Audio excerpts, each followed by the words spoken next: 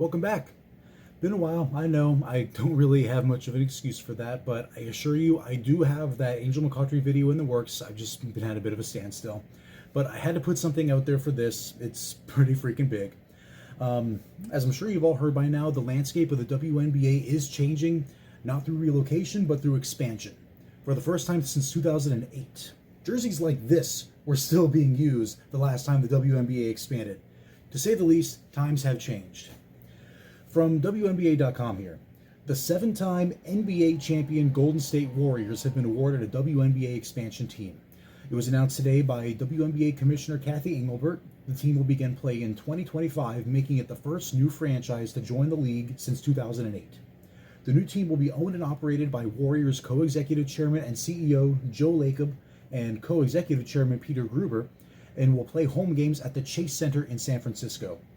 Additionally, Golden State's Oakland facility, which served as the Warriors' practice facility and front office from 1997 to 2019, will be the team's headquarters, housing a world-class practice facility and team's front office staff. So the WNBA has been teasing us about expansion for a while now, and we finally have it. The Golden State Warriors committed a tremendous amount of money for this cause, and in 2025, it finally happens. A new team takes to the court for the first time in 17 years. As for what they'll be called, well, that's not really known just yet. I kind of like the Valkyries myself, but we'll see. We don't even know if they'll be called Golden State. It could be Golden State, it could be Bay Area, it could be San Francisco.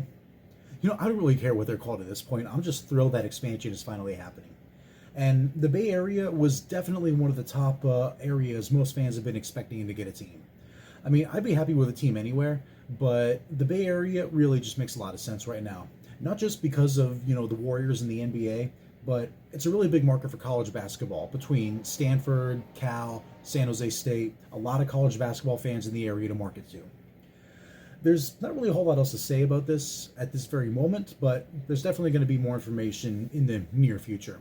But for now, hey, I say let's just enjoy the victory. That is, at least until the second expansion team is announced. There's still one more coming, and the most popular destinations being Toronto, Philadelphia, Portland, Nashville, and, mind you, this is just wishful thinking on my part, St. Louis.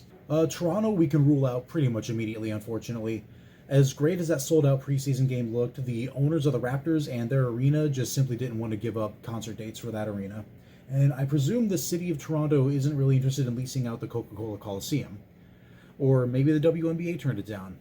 I'm not really sure, but at the moment, looking at it objectively, it's probably for the best that Toronto is not one of those teams just yet. It kind of contradicts what I said a couple of months ago, but, well, when you think about it, the WNBA's travel problems have been well documented over the last several years. And if you take that international for entire seasons at a time, having to deal with customs all summer long, which is already a big travel period during that time of the year, it's just going to create a whole mess of problems. It's just not a really good idea just yet. At least not until the WNBA decides to charter flights, which they should have done many years ago, but that's another topic for another day. For now, WNBA fans in Northern California, fans of Stanford or any other college around there, or maybe older fans of the Sacramento Monarchs, whatever the case may be, you finally have a team in your backyard. And the WNBA's problems with roster cuts just got a little bit lighter. Another thing you got to take into consideration for this one, every preseason we hear about teams cutting players that could very easily, obviously, compete in this league, but they can't because of limited roster sizes. So adding an expansion team will definitely noticeably lighten the load. It won't solve the problem entirely, I'm not really sure what will, but it will definitely make it at least more manageable.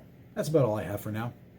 Hey, maybe I'll do this again when the next team is announced, or whenever something big happens, or when I finally finish that damn Angel McCautry video. Well, whatever it is, I'll see you then.